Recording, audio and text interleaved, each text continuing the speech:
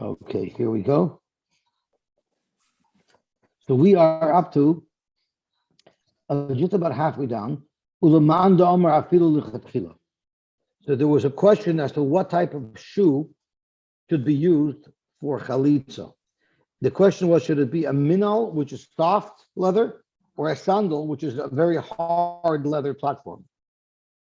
And the Gemara said that a minal, the Gemara had a shaila if a minal can be used lechatchila or only b'diavad. So Zok the Gemara, according to the Madama who holds that you can use a minal, which is like a full shoe but softish leather, similar to our shoes. According to that Madama, how could you say it would be allowed? But Tanan we learned, chalza b'minal, if someone made chalitza using a minal, chalitza s'ksheira, which is what our Mishnah says, but it's expressed in a lashon of b'diavad. L'chatchila, you shouldn't use a minal for chalitza. If you did, then it would be kosher. The evidence l'chatchila loy. So how could we have a mandama here in our Gemara who holds you can use a minal l'chatchila from our Mishnah mashma that you could only use a minal b'diavad? So Gemara, hu adin da'afilu l'chatchila. Our Mishnah means that a minal can be used even l'chatchila. So why did the Mishnah express it in a lashon of b'diavad? But I did the boil of Mishnah sefer ban pilaya chalitzas psula. Since the Mishnah was later on going to express a case of a sock, and if someone uses a sock, there it's possible even b'diavad. So the Mishnah is talking about b'diavad there, because there it has to be b'diavad, because it's saying that it's possible even b'diavad. Afilu diavad, pananami reisha diavad. That's why when the Torah expressed that a minal is kosher, it was speaking in the diavad term. But avada would be mutter even l'chatchila.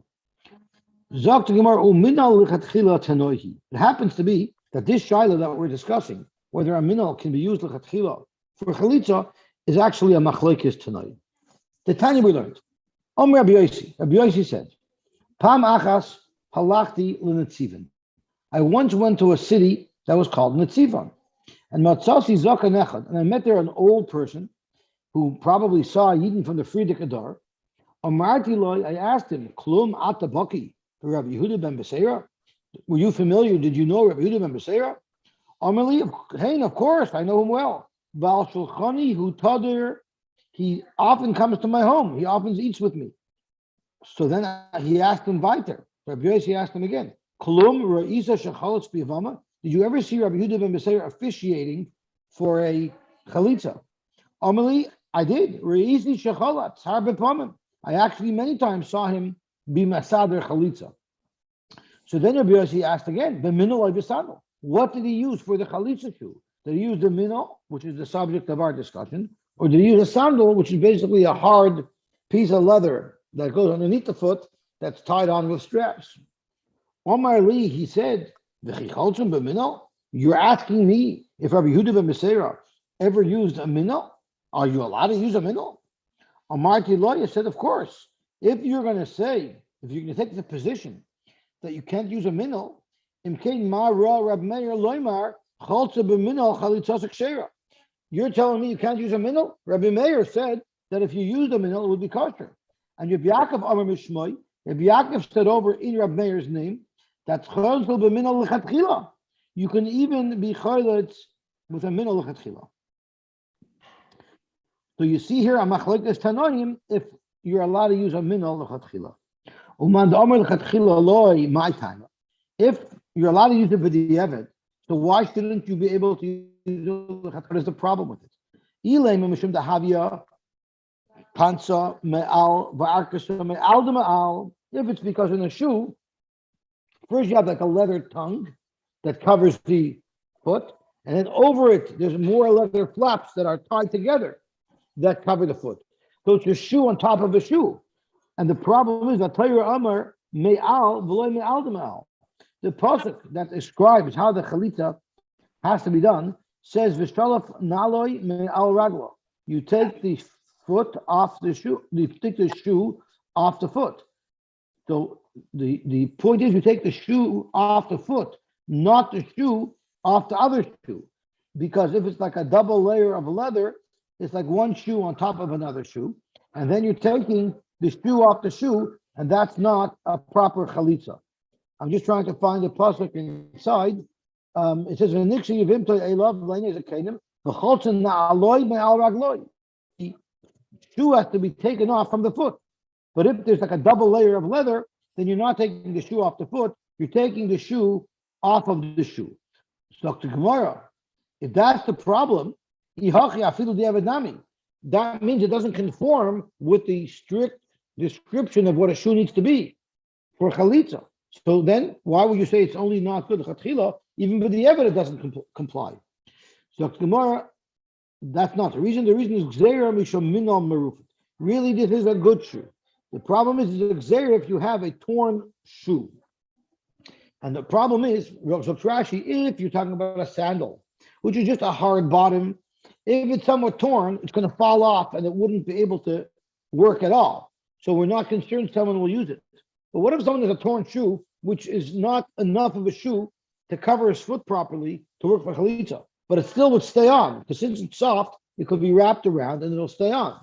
So the whole difference between a shoe and a sandal is a broken, damaged shoe can still be worn, but a broken, damaged sandal cannot be worn. So we're concerned if we let you use a shoe, you might come to use a minal marufet, you might use a shoe that's torn, which will not be kosher.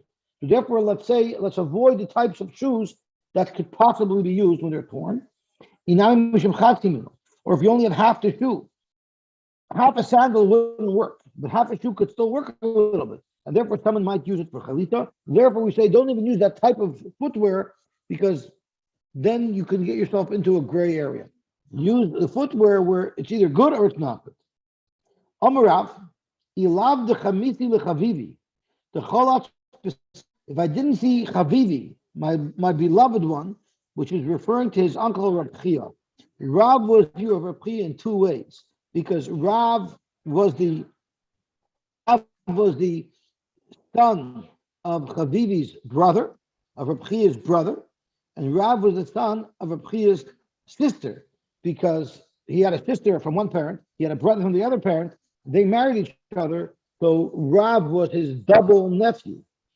So if I didn't see my uncle Rav Chia, who used the chalatz, the sandal, this shinsin, he was chalatz with a shoe, a sandal that had straps. It had straps, which was a little bit loose. If I didn't see that he used such a type of sandal, I would have only used the type of sandals worn by the Arab merchants who would walk through the desert. They needed very secure, good footwear because they spent hours walking in the desert. So their footwear would be very strongly connected to their feet. Now the point here is that she needs to take the shoe off his foot to do chalitza properly. If it falls off by itself, or if it's loose and it can come off a little bit by itself, that's the concern. So we want a shoe that's so well adhered to the foot of the man, of the oven, that when she's taking it off, it's only her taking it off. It's not coming off by itself in the closet. It's not coming off by itself. Yosy, yes. Not all feet are the same. There's a size 6, there's a size 9, there's a size 12. Not all shoes are the same, and not all feet are the same. It's actually brought down that the person has to have a chalitza shoe in every size. In fact, they have to have one in every size. It can't be one size fits all. It has to fit well. And if it didn't fit well, it would be a problem with the chalitza. So the fit is very, very important. So anyway, I heard that I never saw a chalitza in my life. But I heard that by Rabbi Moshe, they used to have to bring a chalitza shoe. Yeah. If the Olam has an extra 5 minutes, I can actually show you a very nice demonstration of the chalitza shoe and the chalitza. Does the Olam have an extra? It's not even 5. It's probably even less than 5 minutes. Yeah, weren't we supposed to do that on Friday or Thursday? Or yes, something? but I was running late, so let's do that right now. It's worthwhile. We'll take a small break. I'm sorry? Saturday night at the movies. That's right. So let's go to Aldaf, because this is his, they have it right here highlighted. So there's an introduction, there's the overview, and there's the shoe constructed. So let's do the shoe construct. Let's do the overview and the shoe constructed. They'll be the most relevant. Can you see this? Are you able to see what I'm looking at? So far, so good. Oh, you could see it? Yeah. Okay, Chalitza good. shoe constructed. Okay, and you see the video playing now? It's not No. playing yet. Not yet. Yeah, now. And could you hear the sound? No. Okay, so I'll have to fix that. I have to fix that. You should be able to see the sound. Give me 1 second. Vero, you take mustard on your, Stop here. Yeah.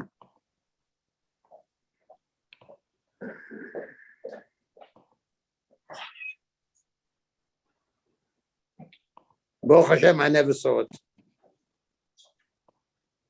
Yeah, listen to me. Okay, now I'm going to play it from the beginning, and we'll see. It's beautiful. Still not playing the sound. Not. You hear it? I can't This hear it. is a minnow. You hear it? Known otherwise in English as the Do you hear chalitza it? shoe. Yes, I hear Oh, it. you hear him speaking too? Yes. yeah. Oh, okay, good. Because I It's can't. not As long as you 100% can, a that's shoe. fine. It's really a cross between the ancient minnow and the ancient sandal. Chazal preferred that chalitza should done with a sandal, but the Rishonim say we don't know what a sandal looks like, so therefore we have to use a minnow. But you know that Chazal gives certain descriptions of a sandal, so we try to incorporate into the minnow that we use for chalitza. I'll give an example. The top of the shoe obviously has to be soft because it has to be able to go around the leg. The foot has to be able to fit into it. You have to be able to walk with it. But the bottom is designed to be stiff. So the chalitza shoe has a stiff bottom.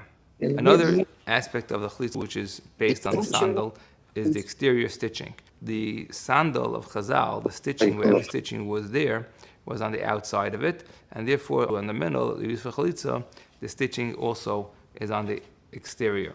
The shoe has these buttons called krosim or chamarta in the Gemara language. These are buttons made of leather, and these hold the shoe onto the person's foot. In addition to that, we have the straps. One reason is to make it more like a sandal, and the other reason the Gemara says is because you want it to be a chalitza mal yasa. It should be a good chalitza. She should pull off. It should be very clear that she's pulling off the shoe. So if the shoe is small and easy to get off, and she just touches it and it comes right off, like some people's slip-ons, the loafers, those things that they just slide right off, and you can basically pull your foot out of it. So that wouldn't be a chalitza mal yasa. So we secure the shoe to the chalitza's foot very well. We have a snug fit, there are buttons holding it on, and straps. Other features of this shoe are the cutouts in the back, so that when we put the straps onto we tie the straps on, they should come in direct contact with the leg. There were different minhagim how it was done. Some of the shoes that I've seen had very small cutouts here in the back and additional cutouts on the side. So this way it came in contact with the back of his leg and the side of his leg. This style of shoe has a wide cutout so that it contacts the back of his leg and the sides at the same time. Other features of the shoe are that the upper part of the shoe is low, has a low cutout. This area here is not supposed to go higher than the ankle. There are two minhagim about what type of lace to use to stitch around the edge. The most popular minhag is to use white, but there are some shoes made with black. And the difference between white and black is that in the time of Chazal, they used white lacing. So do you want our shoe to match Chazal's time, or do you want to give it a contemporary real shul effect by using a more contemporary kind of lace, which would be black? The same would hold true of these straps that we use to wrap around the shin and shank of the chayleitz. Are these supposed to be white or black? And it's the same question and the same reasons. The Maisa, I've seen shoes made with black or white lacing over here, but the straps, I've never seen any shoe made except for white. Everything from the shaft, the upper, the counter, the sole, every part of the shoe is made of leather. Machlekes in the Gemara and machlekes in the Poskim whether any of these things can be made from pishton or basar here. But the Maisa, the halacha is, and that's the minhag, that we use exclusively leather from a kosher animal. One thing is that you have to use veggie leather. What's veggie leather? The tanning agents come from plants, and there's no oil used in the process. There is a process of leather making called oil tanned, but the poskim say not to use oil tanned leather for chalitza shoes. Leather has two sides to it. The smooth side, which was the hair side, when it was on the animal, and the rougher side, which was the side which was on the inner side of the animal, which is called the flesh side of the leather. So you have to use the smooth side on the outside of the shoe, and the rougher side is on the inner side of the shoe. This is the halacha, this is the minhag, and it makes the job of the shamus who puts on the shoe a tiny bit harder, because the rule of leather is that it sticks to itself. So if you want to put a person's foot into the leather shoe, so leather with skin, it's going to stick to itself, it's rough, and it's going to be hard to get the foot in unless the shoe is too big. But if the shoe is too big, then you have other problems. So you use a shoehorn, whatever you can't get the shoe on. But it does make it a little bit more difficult for the shamus to get the shoe on, but that is the minhag. So now we'll go to the next video, which shows actually a demonstration of the chalitza.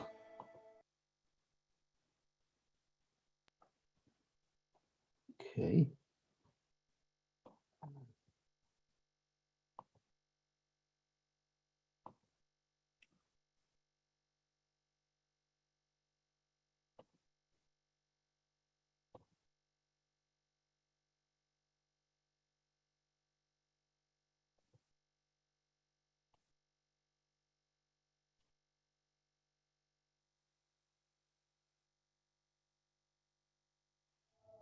I can't hear.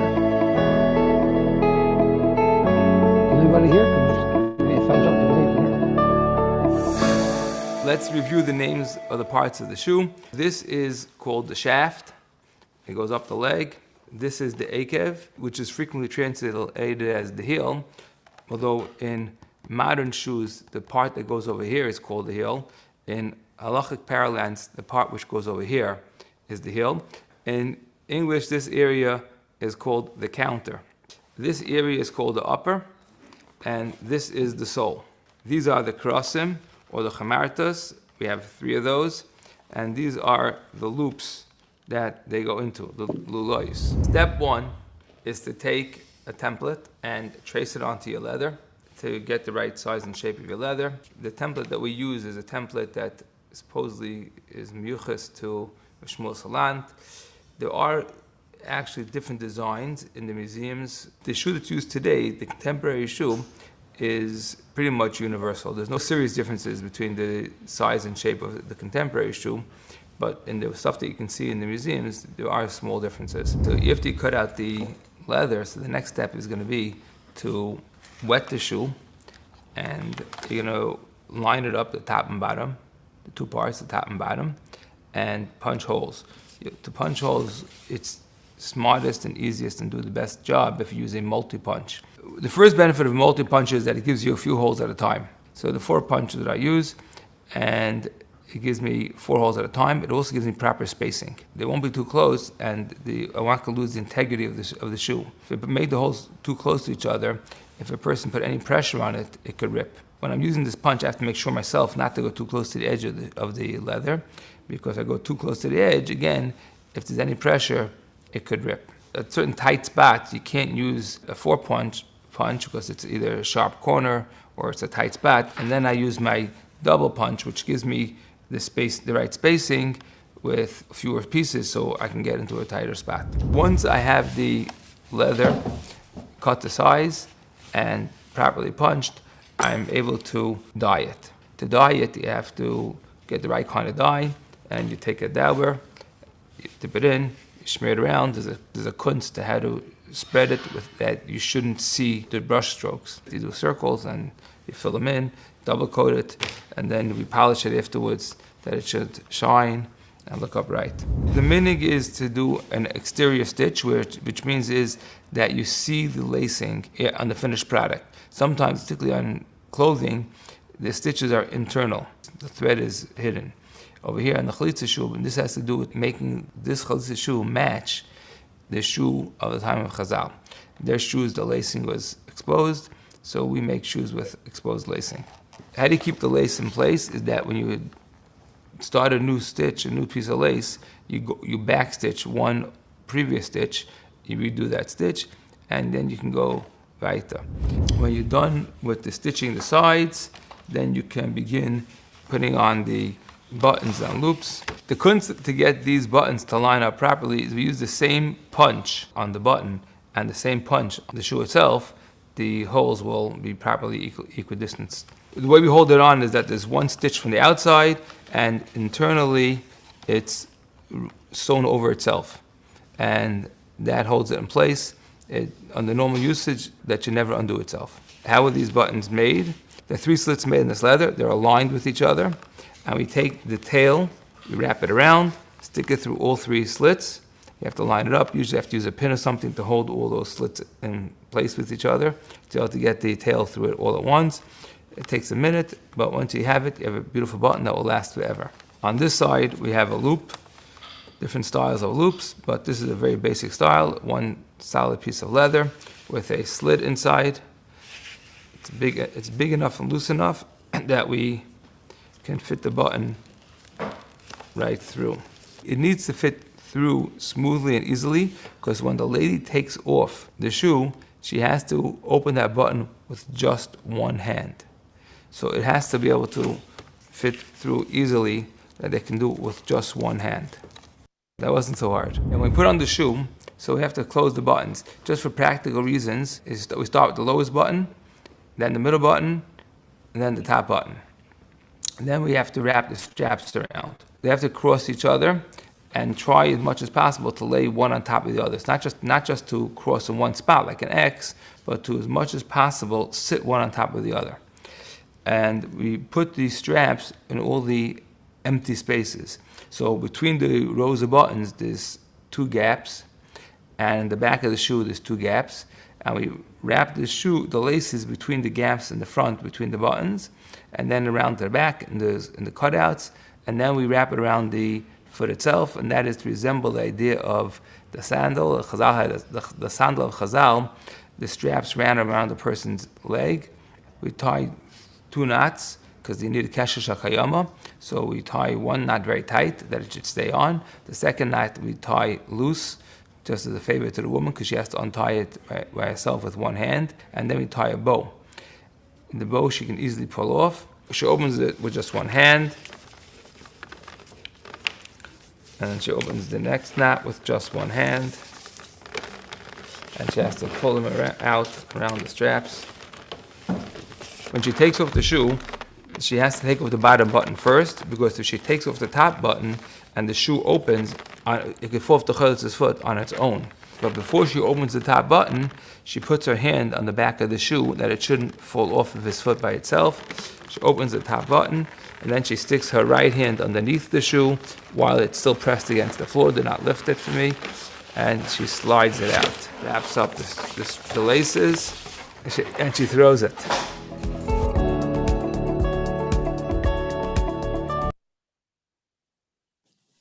Okay, so that's exactly how it works. I think it's pretty amazing how they do it. Someone that doesn't have experience in how they did it is lost over here. He has to take lessons beforehand. That's why it's so nice that Alba really fills it in for you. I guess the Okay, geweldig. We can get started back again. So let's see where we were up to. So, right, so we were talking about how important it is that it stays on well and that she has to take it off. So Rav said, "Ilav de chamisi lechavivi, the cholotz bestandel dish de shinten," that he uses something that has straps. Analoi havoy chalitzna el bestandel de tahaya de mahadikfei. The Arab wanderer, his shoe was very tight on. there's different explanations as to why they might have a knot at the back that held it very tight on his foot, but whatever it was very snugly held on. Yet he saw that Chavivi used one with straps, and that's why we're makbid to use straps, and that's why those long white straps are used. The Haididon and our chalitza shoes that we use nowadays, the Gemara is saying, even though they have knots, nevertheless,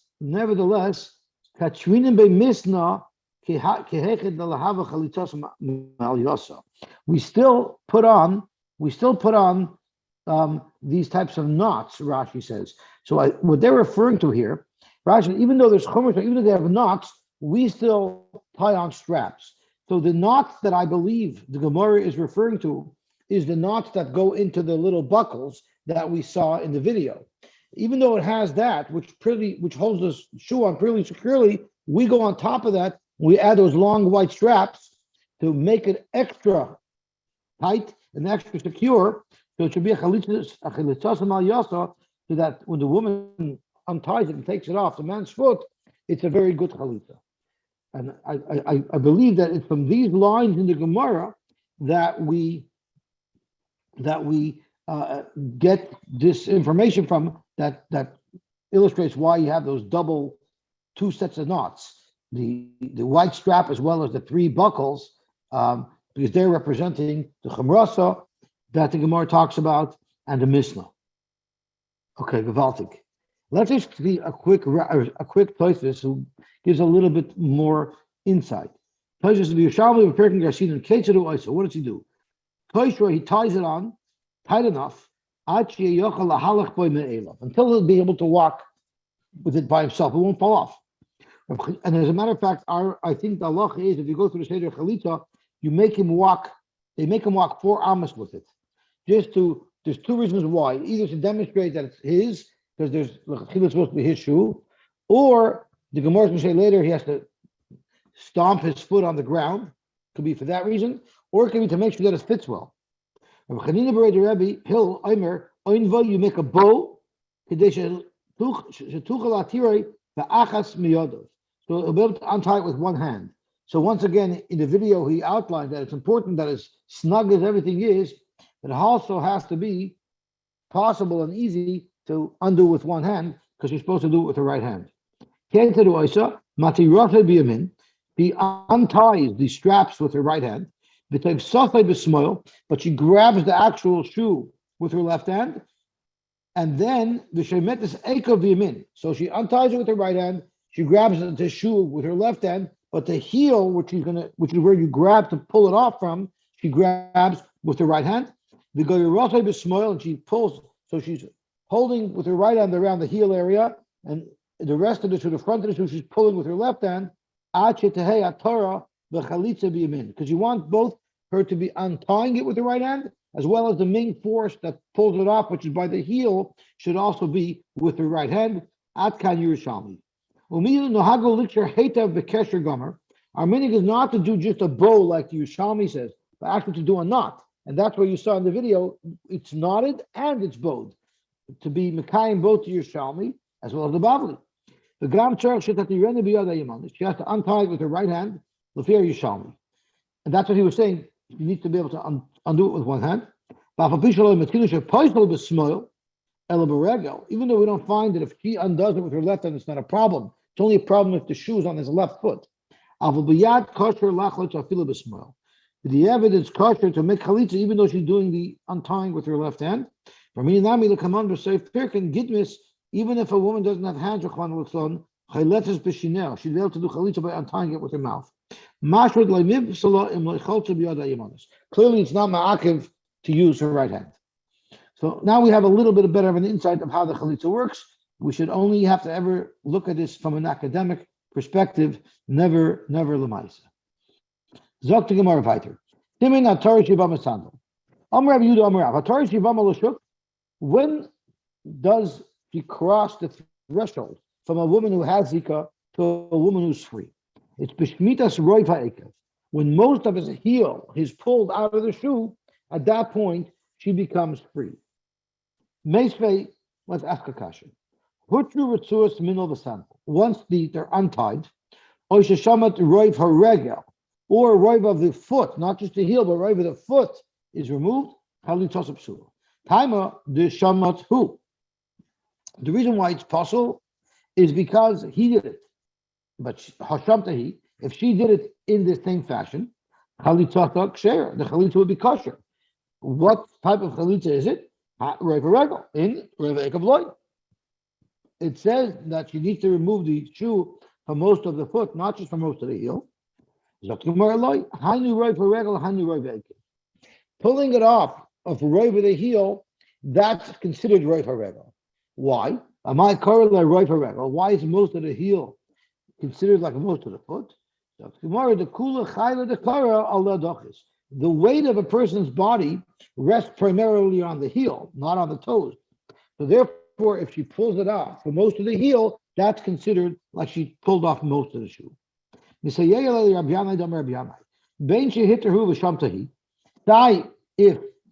he did the untying of the straps, the shamtahi, and she physically pulled the shoe off. She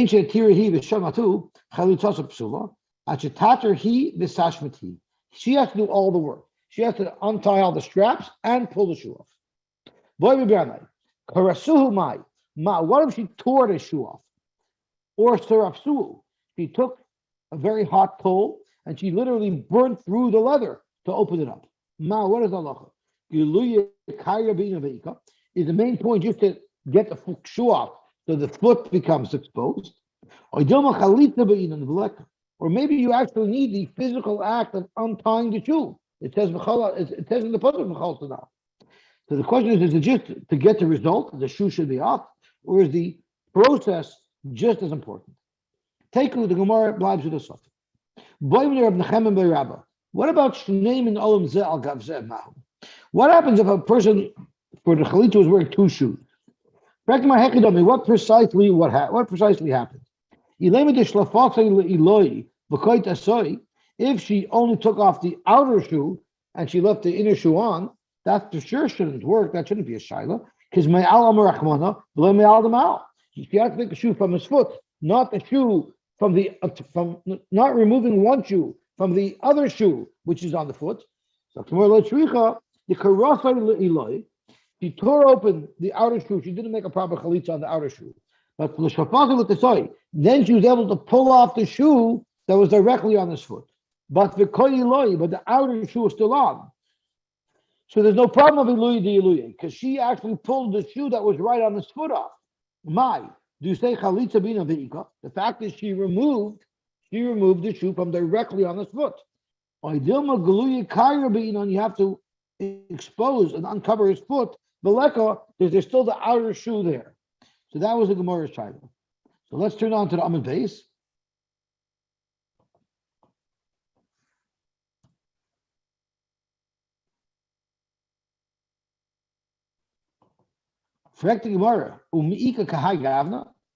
Is there such a type of shoe?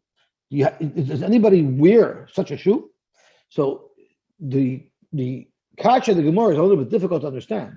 Since when does the Gemara have a problem with unusual cases? I mean, we learned about Yibum, a guy falls off, a guy was high up and he fell off and fell on the Yavama. The Gemara is not afraid of very strange cases. So what's the Gemara asking me? Ikok Hai Gavna.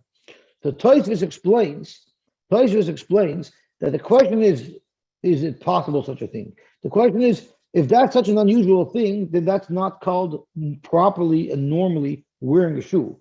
If a person is not wearing a shoe in a normal fashion, then the chalitza couldn't be kosher, because the chalitza means you're taking off a properly worn shoe. So umika kai gavna, look more in.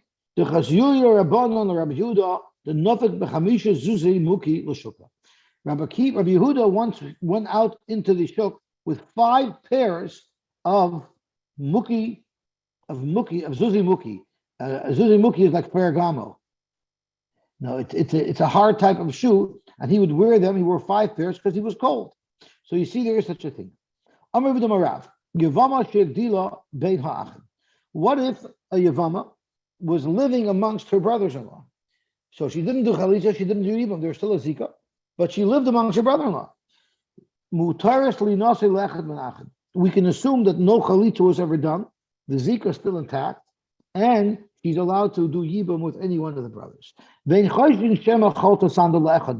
not worried. Maybe one of her brothers came from work, was tired and exhausted, and he sat down on the couch and said, "Oh, you took off my shoe," and she pulled the shoe off. You don't have to worry that happened, and then maybe that would be considered a chalitza.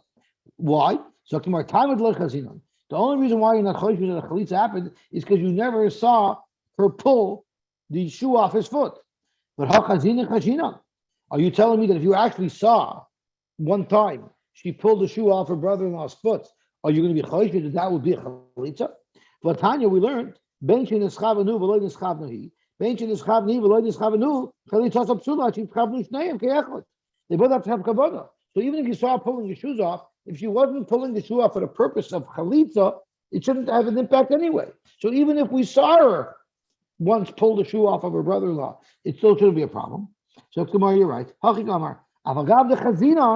if you actually saw her pull the shoe off one of her brothers-in-law, you don't have to worry that that's kavanah for chalitza, and therefore you can assume there's still a zika intact, and therefore yibum is still an option.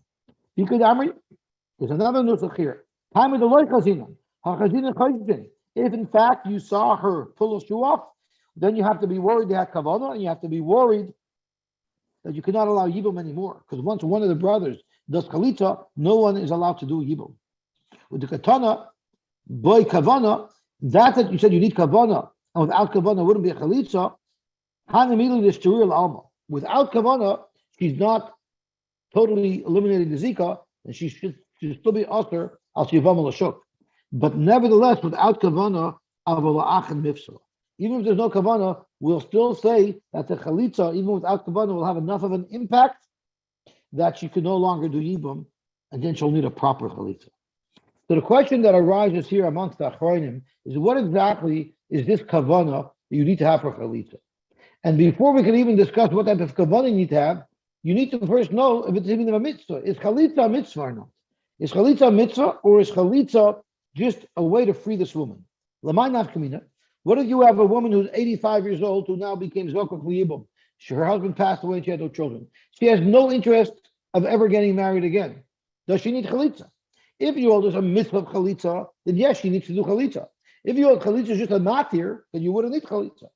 So if chalitza is taka mitzvah, so then you could say the kavanah is you have to have kavanah to be mekayim the mitzvah of chalitza. If chalitza is not a mitzvah, then the kavanah we're talking about here is she needs kavanah to be kind of herself back. In other words, the zika gives them a kinyan in her, similar to a kedushin, where there's a kinyan from them in her. She's not free. The kavanah here would be to be kind of herself back. Okay, Zok to Gemara weiter. Amar Vido Marav. Sandal hatafar b'pishtan. What if you had a sandal? So it was a hard piece of leather at the bottom, but the straps were tied with pishtan. Ein cholzin boy, then you can't use chalitza because it has to be animal hide. Shenemar banalcha tachash. A na'al is translated, and we know by chalitza it's taking off his na'al, na'alei v'cholzin na'alei me'aragloi. We know that a na'al means tachash, with the skin of a tachash, which is the colorful animal from whose hides they used for the cover of the Mishkan, which is a kosher animal. Maybe dafka of a tachash and not cow hide or anything else. So tomorrow now riba. It says now twice in the parsha. It says but it says another place. It says now v'nikra shmai b'Yisrael basically now. So since it says now twice, it tells you that not dafka the or of a tachash, any animal. In fact, the more now riba afilu kol milanami. Maybe since it says now, it's not just limiting it to animal hide. Maybe it's any material, including pishtan. Then what do you learn out of the pasuk of tachash? So you learn that it has to be a hide, but it doesn't have to be the hide of a tachash. It can be the hide of any animal. Now, does it have to be a kosher animal? So let's see what Tosfos says. The minol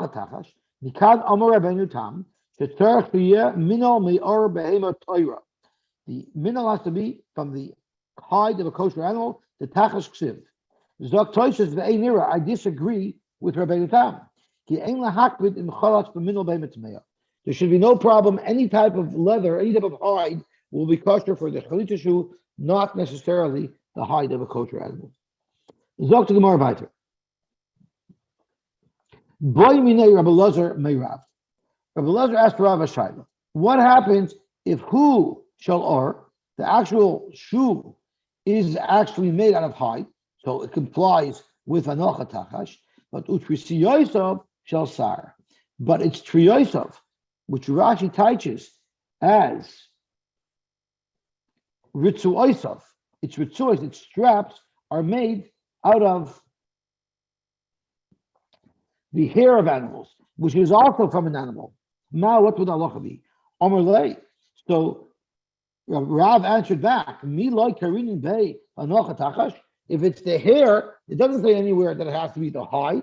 It could be the hair as well. So why could that be a problem to use for straps? So then once you're saying that hair qualifies as a proper material for straps, why can't you use it to build a whole shoe out of? Those are Crocs. So we think Crocs are an invention of 10 years ago, 15 years ago. You see, even in the Gemara, they had Crocs.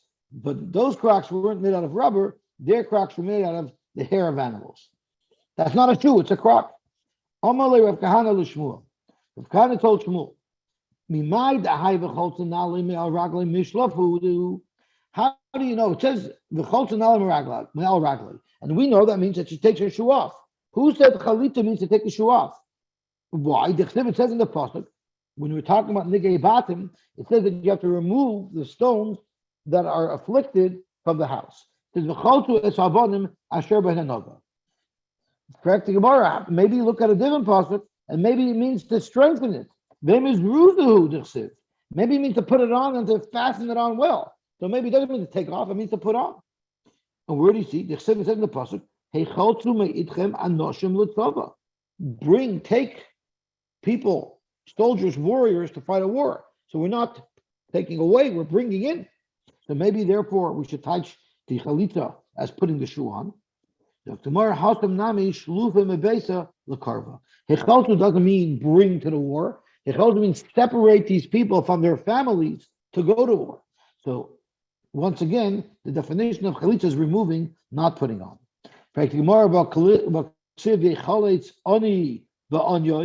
The ani should be strengthened in his aniyos. So it's strengthening is not removing, strengthening if anything is adding. The way you would touch that post is bischar anyoy yecholzu medina shalgin. In the schar that he suffers so much from his poverty, he will be separated from any Gehenna because his life of poverty will be mechaper on him and protect him from Gehenna. So once again, there Yechalos could also mean separate. Malach Hashem. The Malach of Hashem rests Saviv Lireyav, near those who fear the Rebbeinu Shalom. Vayechaltem, and will strengthen them. Once again, you have to say the same touch. The schar Yireyav, because of the schar of those who have Yerushalayim, Yechaltem Medina Shalginim, they'll be separated from the din of Gehenna. So far we've brought many psukim that we were all able to translate as meaning separation, which conforms with our understanding of what chalitza is, separating the shoe from the foot. Your bones will become strengthened. This is the best of all the brachas that are listed off in that pasuk, because it's talking about something that's happening to your body. Your bones are getting strengthened. It means strengthening the bones. So, who said that chalitza in the Torah is referring to removing? Maybe the chalitza in the Torah means to put it on and strengthen it. Zok to Gemara, you're right. Mashmachi. You actually have chalitza could mean either putting the shoe on and fastening it or removing it. Zok to Gemara, the hacha isolka daita is ruzehu. If you would think that the pshat in our pasuk by chalitza means to put the shoe on and to fasten it, well, imkain lichtei rachmana v'cholta na'aloi biragloi, and fasten the shoe onto his foot. It doesn't say that. It says v'cholta na'aloi me'al ragloi. To take the chalitza, take it off his foot. So from the context, it's clear that we're talking about removing the shoe. Dr. Gemara, no, it couldn't have said Cholzanali Biragloi, because of Rachmana Biragloi on the foot, having the ragla in Bishlukailoi. You would have thought that you only could have a shoe on the foot itself. But we learned if a person doesn't have a foot, you can even connect the shoe, to the lower part of his leg below the knee. So that's why I couldn't say B'cholzanali Biragloi. So Gemara, even on this lower part of his foot, it'll work for chalitza. So tomorrow that wouldn't be necessary. You could have said fasten the foot onto the upper part of his leg. My me'al ragloi. It doesn't say bima al ragloi. Fasten the shoe onto the upper foot. Rather, it says take it off from the foot. So it's from the me'al ragloi at the end of the day that we know that chalitza means removing the shoe from the foot, not putting the shoe on the foot. Now I'll take a little detour, a nice little bit of a gadita. And Napi Kairos once told Rabbi Gamliel, a nation such as yours, such as the Jews, who the Rabbi Islam does chalitza to them, meaning he's trying to distance them from him. He's trying to separate himself from them. So Hashem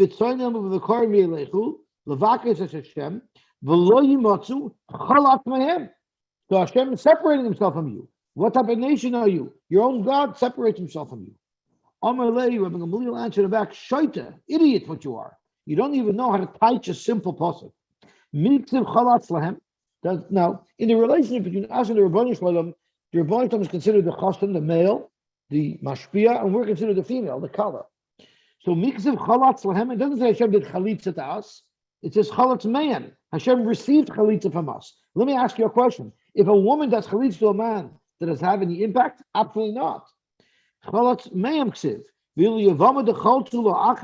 a Yevama did chalitza on the brother, midi mishashe yispei, it has no impact. So Adrabah, the Rebbeinu is saying is, even though we are trying to do chalitza to the Rebbeinu Shalom, even though we sometimes misbehave, and we sometimes distance ourselves from the Rebbeinu Shalom, the Rebbeinu Shalom is always with us. And anytime we try to distance ourselves, it's as if a woman is trying to give a man chalitza, which has no validity at all. So not only is Hashem not distancing us, even if we try to distance ourselves from the Rebbeinu Shalom stays with us. A sock is not a shoe, and therefore the chalitza would not work. Are you saying that a pilaya is not a shoe? We actually What is have the another Havamina? bracket. What is the Havamina to say that the sock is a shoe? We're soon going to actually bring brises that say that a sock does have the status of a shoe. The Havamina is a good Havamina because we're actually going to have to now make chilukim in what type of sock it is, because we're going to soon see that some socks actually do have the status of a shoe. So that's a good point you're bringing up, because at first glance, why would a sock be considered a shoe? So Tananami, Eina Tarim, Nichnas, we're talking about everybody gave a machzah shekel. So there was a huge fortune in this storehouse, which was actually in the Beis HaMikdash compound. When they went 3 times a year to take some of the coins to start using to buy karbonos with, it needed to be done in such a way where there would be no suspicion whatsoever that the person going to take coins would be pocketing any of the coins. So therefore, when the person went in, he had to go in with clothing that were like tachrichim. No pockets allowed in his begodim, and certainly not even a hem. He wasn't even allowed to have a hem on his begodim, because you could stip something in there. So he had to be so squeaky clean that there was no shash whatsoever that he could possibly stash away any money and take.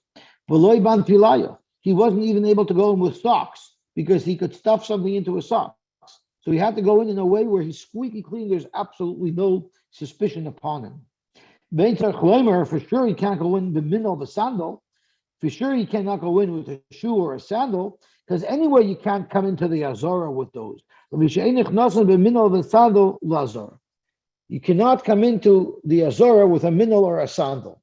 So we know there's a rule, it's not respectful to come into the azor with footwear, with shoes. Clearly, from this brisa that we just quoted, the anpilaya isn't considered footwear, and there wouldn't be a prohibition to come into the azora with an anpilaya. The whole problem of using the anpilaya is only if you want to go take from the Trumas Alishka, because there's a chashat that you might put some coins into your sock. But as far as coming on Harabayas or coming into the Azara with your sock, there was no problem. So from this bride, it also says the same thing that Rebbeinu said, that our Mishnah says, that a sock is not a shoe. But in Raminu, we have another bride that indicates that a sock is a shoe.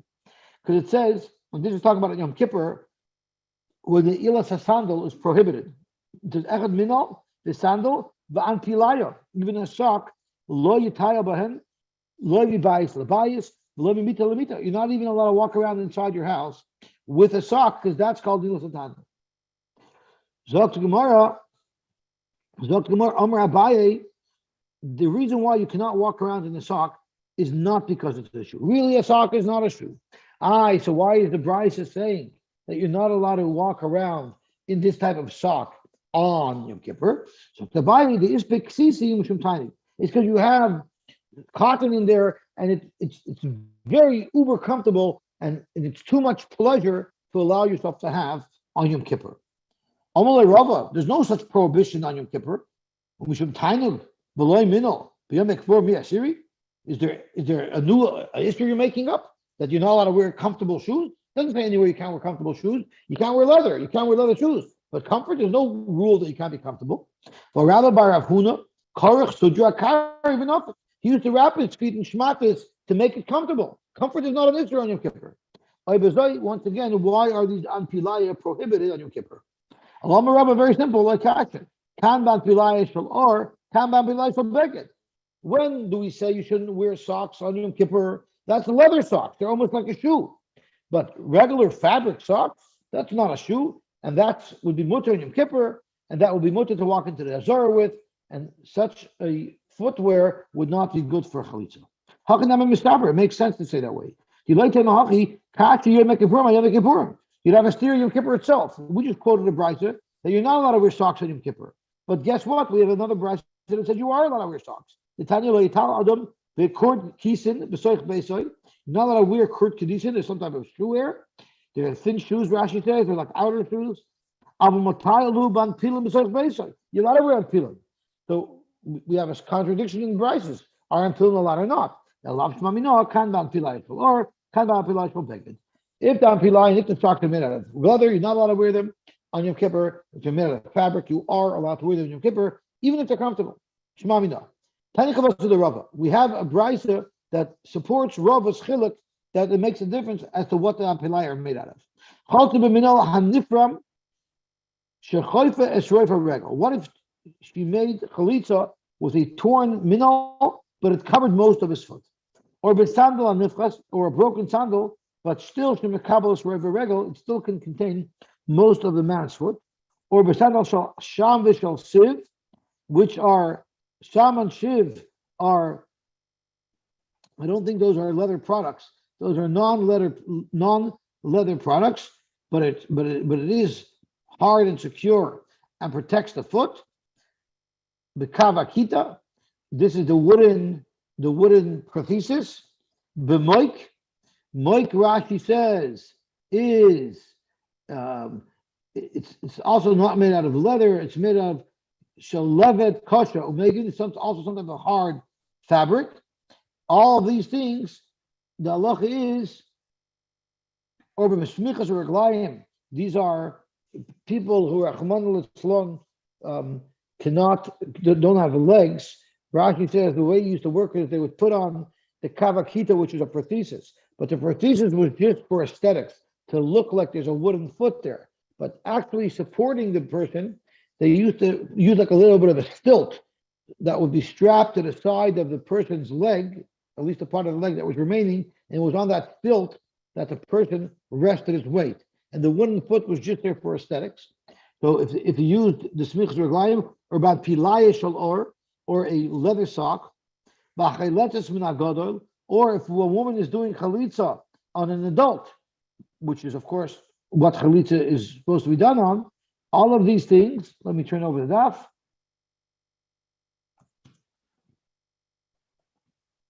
All of these things, bein oimed, bein yoshev, bein moita, whether he's sitting or standing or leaning, v'chayletes min asuma, or if she does chalitza to a blind man, chalitzos kshera.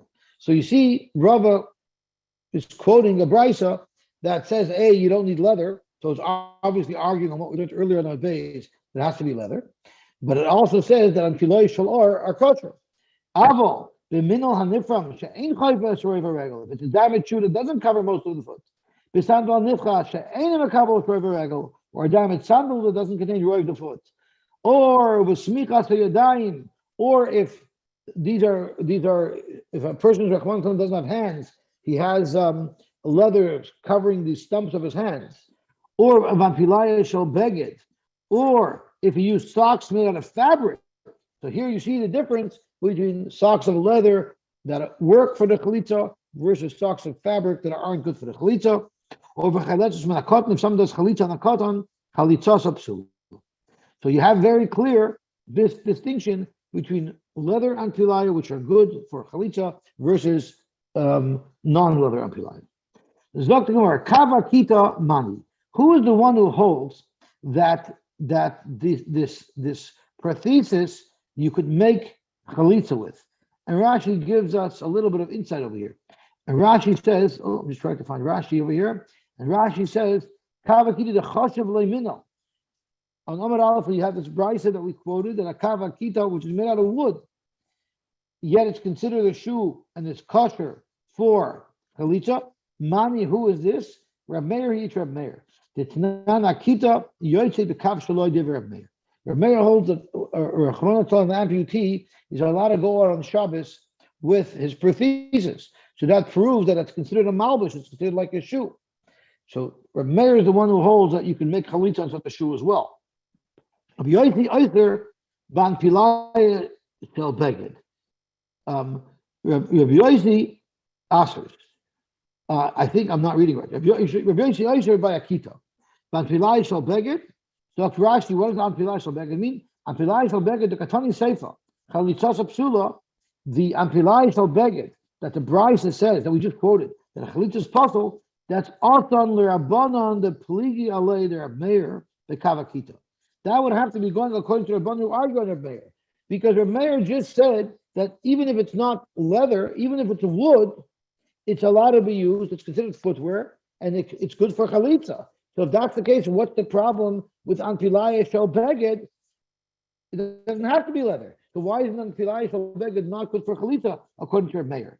So therefore, Dr. Gemara, the case of Anpilaya Shel Beged must be going, according to Rabban who argued Reb Meir, the Kavakita, and hold you need leather, and therefore a Kavakita, which is a prothesis made out of wood, would not be good for chalitza. Amad lo have a minyan. You see, it's not considered a shoe. You see that Anpilai Shel Beged is not considered a shoe. The Reb Meir, if it was going according to Reb Meir, even the Kavakita have now, if a wooden prothesis is considered a shoe, Alma Vanalach Takach Lo Daik Anpilai Nami Kavin. You see that he's not darshaning. If the fact that Reb Meir holds that a wooden prothesis is good shows he's not darshaning like we learned on Amud Beis. Vanalach Takash means that the nail has to be only made out of leather or a product of an animal. You see, it doesn't hold like that. And therefore, on Pilai and Nami Tavanao, stock that's not made out of leather should be no different than the Kavakita that's not made out of leather. So Zok Gemara, Vampilai Shel Beged, I'm sorry, over here it says, Vampilai Shel Beged, Asan Rabbanan, must be going according to Rabbanan, not according to Reb Meir, which is a little bit of a difficulty, because we just said that if Reb Meir holds that if something would be able to be used for chalitza and huadin fabric. Rabaye, midestay for Rabbanon, reisha nami Rabbanon. Let's say that the whole brayso is going according to Rabbanon. So if the whole brayso is going according to Rabbanon, where fabric is not an acceptable material for the shul of chalitza, how do you understand kavakita? How do you understand the prothesis that's made out of wood? Why did the ratio of the brayso say that you could use that for a shul for chalitza? The ratio that says you can use it for prothesis, that's only if it's covered, coated in leather, and then it's also considered leather, so it will comply with the pasuk that we had earlier of Anal Chatachmash. Amalei Rava, Aval Ein Mechubar, my puzzle. According to the Rabbanon, if this prosthesis was not covered with leather, are you suggesting that it will be puzzle? If that's the case, Adatani says, why did he price it? In the Sefer, have to go so far to a fabric stock to find a case where it wouldn't be good for chalitza? Say a bigger chiddush, live like b'didah. Where do we say that a prosthesis is allowed to be used as a chalitza shoe? If it's a prosthesis that's covered with leather, but the same prosthesis, if it wasn't covered with hide, it's puzzle. That's how the brush should have expressed itself. And kol shekain, and on pilaya, which is completely made out of fabric. I'm going to argue with you, Abaye, and I'm going to learn that the whole Bryce is following Reb Meir. If the whole Bryce is following Reb Meir, then the whole Bryce holds that you don't need leather. Any fabric is good to be used for chalitza. So if that's the case, what's the problem with Anpilaya Shal? Or if Anpilaya Shal Beged is allowed to be used for chalitza, why isn't the Anpilaya that's made out of, if the Anpilaya Shal or is allowed to be used for chalitza, why can't Anpilaya Shal Beged as well be used for chalitza, since you don't need to have leather? So tomorrow, because High Megan, the High Low Megan. It's not a question of the material. You don't need to have a specific material. Any material is good for the chalitza shoe. But what you do need is something that's a good shoe. It's a good protection for the foot. It's a secure protection for the foot. If it's ampilaya is made out of leather, then it will protect the foot well, and that's why a leather ampilaya is good for chalitza. But ampilaya shall beged, which doesn't adequately protect the person's foot, that wouldn't be able to be used. Beautiful. Amar Meir. Haiman the cholitz. Part of the chalitza process is before the chalitza is done, he has to pound his leg, his foot onto the floor. He has to stomp on the floor with his foot. Rashi says,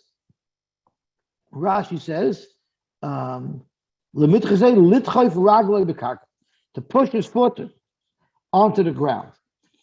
Rabashi told the Meimer, how could you say that? Well, Tanya, we learned that the chalitza will be good, bein oimed, bein yoshiv, bein moite. So if he's lying down, if he's sitting down, he's not standing, he's not putting his weight on the ground. So tomorrow, the chalitza can be done in any position, but first he has to stand up and push his foot in the ground.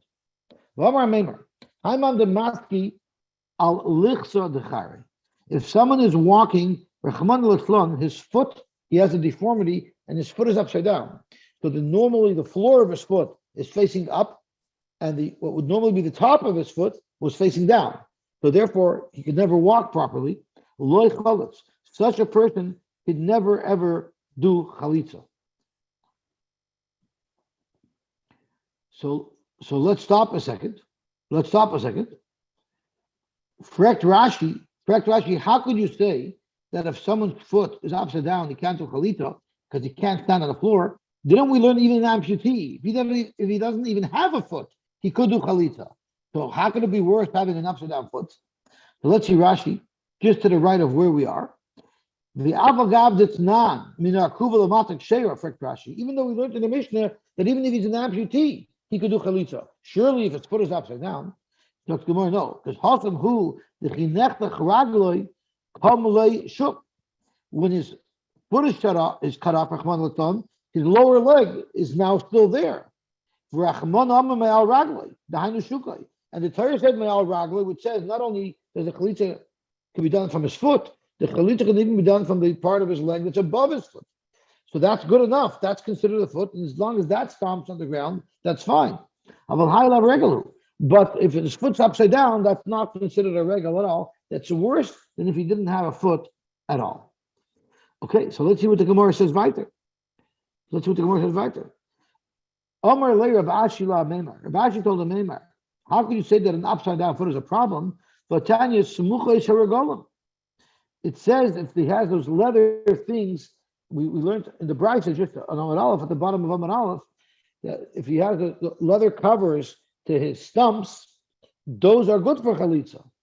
So lav the cholot be'iu. If we're talking about the leather that covers his stumps, So we're obviously speaking about a person who's an amputee who is using these types of covers. And remember, these aren't covers we learned that someone puts pressure on. So, and you see it's good. Zok Gemara, it's not good if an amputee wears it, because an amputee can't put his feet on the ground. Rather, a regular healthy man with proper feet took one of these leather covers that a amputee would use on his stumps, and he put it on his foot. So in fact, we're only speaking about a healthy person that has a foot that could stomp on the ground. He is the person who's getting the chalitza. He happens to be using a cover, a foot cover that an amputee would use. But Avada, he has feet. Amar Ravashi, according to what a Maimar said, that someone with upside down feet can't do chalitza, then lav bar uva chalutz v'lav bar kippah chalutz. There's two people, a gentleman by the name of bar uba and a gentleman by the name of bar kippah. Neither of them could do chalitza. Who are these people? Rashi says that in Moed Katan, they bothered Rabashi, and because of that, they were punished that their feet turned upside down. So they are people that fit a Maimer's description of people who wouldn't be able to make chalitza because they can't stomp on the ground because their feet are upside down. Minar kubalamata, from the knee down. Or many fact Gemara. Raglayim, prat l'ba'alei kavan. It says in the pasuk. Let's see if we can find it. Where I have my psukim over here. Oh, I have it on the other side. It says in the pasuk. What are we learning? 2 blot today? We're just going to go to the top of Tuf Gimel Omid Beis because that's where the Olam got up to today in Shul. I wasn't there, but Avram Weisbrot got up to there. So it says in the pasuk, Shalosh Regalim Tachag Li Bashana. So we learn from there that who has to go be Oila Regal? Someone who has legs. Regalim Prat Lebale Kavim. This says someone who's Rahman Tlon, an amputee, does not have a chiv to be Oila Regal. So you see, in fact, that someone without feet is potter. So someone without feet shouldn't be able to do yibum. How can we say that if it's merkuva lamata you can do yibum? So shiny hacha tichsiv me al ragloi. Not only from his foot, but from the area above his foot, chalitza will also work. Mashenkin yomtiv or the regal, it's dafka if someone has a regal itself. So why do we say that he's amputated above the knee? There he can't do chalitza. It should also be me'al ragloi. So tomorrow, me'al v'loy me'al d'ma'al. The joint, the bone right above the foot, which is below the knee, that's called me'al ragloi, where chalitza would be good. But the level above the knee, that's already me'al d'ma'al. There's no din chalitza for there. Amar Papa Shmamina, we learn from here a very interesting halacha. Hai is tavira ad aranachitz. The joint from your ankle and down is all one joint that's part of your foot. If the ankle was a separate joint, separate from the foot, well then have a like me'al. Then the ankle would be the me'al ragloi, and the area above it until the knee, the shuka me'al the me'al. The level above the knee would be me'al the me'al of the foot, and you wouldn't be able to do chalitza there. So it must be that the ankle is considered one bone together with the foot. Amar Baki, no, lav davka. I feel to have a mipsik pocket, even if it's a separate joint, called the bahadi karak or karadami. Anything that's on the level of the foot is considered part of the foot. Even though there's a joint in between, and even though it's multiple limbs, we consider it as one unit. Zok to Gemara Vayter. Min ha'arkuva ulamayla. Mazar Rav Kahana. Rav Kahana had a beautiful question. Clearly, Ben Raglov is referring to his foot and maybe the area above his foot, the area below the knee. But above the knee is for sure not considered me'al raglov, and therefore chalitza doesn't work. But Frek Rav Kahana, it says it says in the pasuk in the Teicha Rachman Tzlon that a woman would eat her own child, but it says the shoyu that comes out from between her legs. Now let's analyze. We know where a baby comes out; it comes out between a woman's thighs, not between a woman's feet. So don't you see clearly that the Torah refers to thighs as feet? And if the Torah refers to thighs as feet, so then someone should be able to do chalitza even on a shoe that's on someone's thigh. So if someone is amputated even above the knee, they should still be able to do chalitza. Amar Abaye, no, I'll tell you what it means with ben raglel. The shasha karas leiled, when a woman's giving birth, her knees are bent, and she literally has her knees right at her ankles are right at her body because her knees are completely folded up. She puts her ankles right into her thighs because her knees are all the way bent. That's how she gives birth. So it's ben raglel, not because that's the limb right there, but since her knees are bent and her legs are right there where the baby comes out, that's why the Torah refers to it as the ben raglel. Tashma, loy also raglov, but loy also svamoy. This is a fascinating process. It's talking about Mephibosheth when he came to greet David HaMelech, he wasn't properly groomed. And it says, but also raglov, but loy also svamoy. And I remember we learned this Gemara somewhere else. I'm not sure where this Gemara is, but this Gemara is somewhere else as well. And we had two pshatim there in the Gemara. One pshat was like, okay, raglov, he didn't cut his toenails properly. So that's not respectful to the king. I guess he was wearing sandals. But in our Gemara, we're going with the pshat of raglov means he didn't properly trim his pubic hair. Now, why that's called disrespectful to greet David HaMelech, I don't know how David HaMelech would have even seen his pubic hair. But that's what it means. He didn't groom his pubic hair, nor did he groom his mustache. So you see, we refer to the pubic hairs as raglov. So clearly his thighs are also considered raglov. So why isn't the chalitza go there? It's just expressing pubic hair in a nicer way. That's why I use raglov, but it's not literally raglov.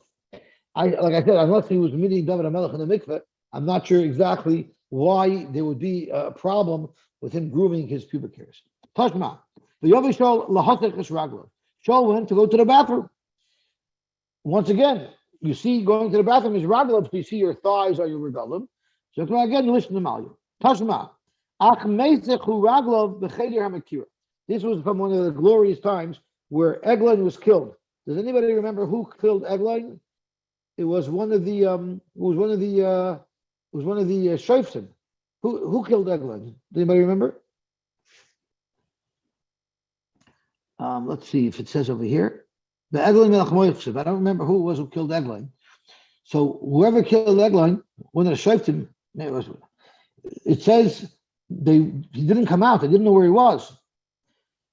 After the person who killed Eglon left, it was Ehud. Yeah. So after Ehud left, he just left and he said goodbye. The people who were the Meshorshim of Eglon had no idea what he did, but after a while, they were waiting for Eglon to come out of his chambers. He didn't come out. So they thought maybe Meisechu Raglov b'cheder hamakira, maybe he was going to the bathroom. Then they found out that he had been murdered. Lishnim Aliyah, this was the first Mossad action. I think the Ehud killing Eglon was like the first Mossad, it was the first assassination. Anyway, but to avoid there, Lishnim Aliyah, it says Ben Raglov. Ben Raglov is the pasuk that describes Yal, who seduced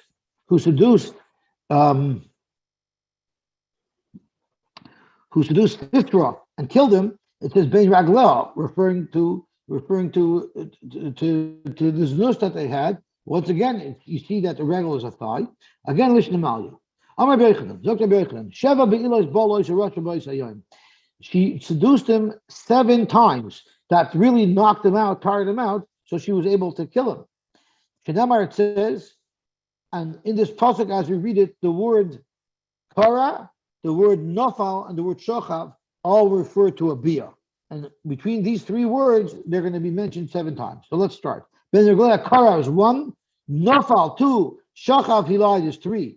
Ben Ragleh kara, that's 4.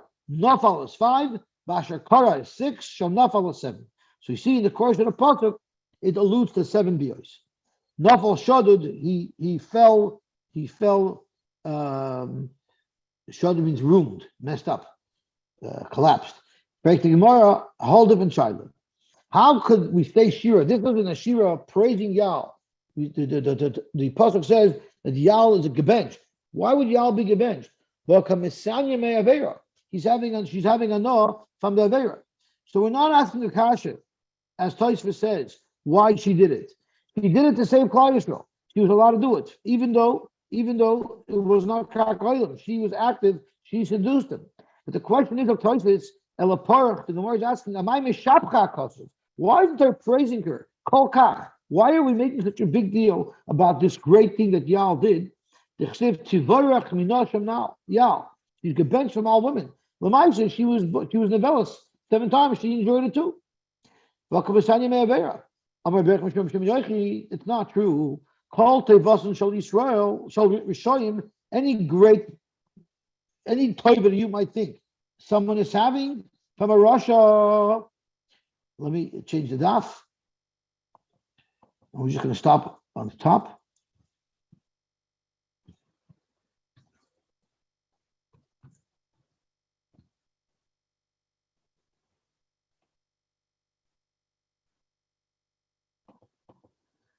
Rahim Tzadikim, don't think that she had any pleasure having relations with Sisera. It's disgusting and despicable to her. She hates Rishoyim. The last thing she would want is to have intimacy with a Russia like Sisera. Not only doesn't the tzaddik, or in her case the tzaddikas, enjoy it, she's totally repulsed by it. So therefore she deserves to be gebenched and to be admired, because she didn't have any pleasure from it whatsoever. Hashem told Laban, be careful. Don't even discuss anything good with Yaakov. Don't talk to him at all. I understand why the Rebbeinu Shalom was threatening Laban not to speak bad to Yaakov. Why should there be a problem with Laban being nice to Yaakov?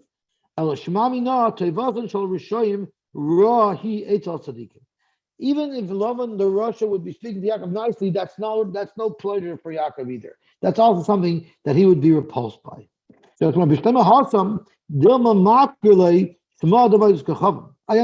the Rebbeinu Shalom didn't want him to have any conversation with Yaakov, because a person like Laban is always going to be mentioning Avodah Zarah. Like he said, Rashi says, Lama Ganapta es Eloi Hoi. Why did you steal my getchka? So the reason why even in something good or casual conversation is repulsive is because he's going to mention Avodah Zarah. What bad exactly is there in her relationship with him? He wasn't aggressive with her. What was the problem? When she is going to have relations with Sisera, he injects into her a dirt, a filth, a disgustingness. So that's disgusting. Tomar B'Yochanan told us, when the Nachash was born, Chava, Hitel Bazuama, he injected into her a filth. Victor, how does the art scroll define the word Zuhama? Cast impurity into her. Impurity, okay. Yisrael Shamdu Arsinai, but when Klai was on Arsinai, Pascha Zuhamasam. The Rebbeinu cleaned out that Zuhama that was injected into Chava. But I think the goyim that were not by Arsinai, they still have that impurity. So by Yal having intimacy with Sisera, she had injected into her that impurity. That's disgusting. She had no benefit nor pleasure from it, and that's why she is admired. Okay, we'll stop here. So now we're all up to date with the Olim who learned in Shul of Avram. I want to publicly thank Avram for being so nice to our group on St. Shir. And wish him tomorrow at 7 and at 9, we'll continue from where we're up to over here. Akadavach, everybody. So you're not back. You'll be giving Shir online again? Yes, tomorrow we'll be online. I'll be back on Monday. I hope to leave here tomorrow around noon.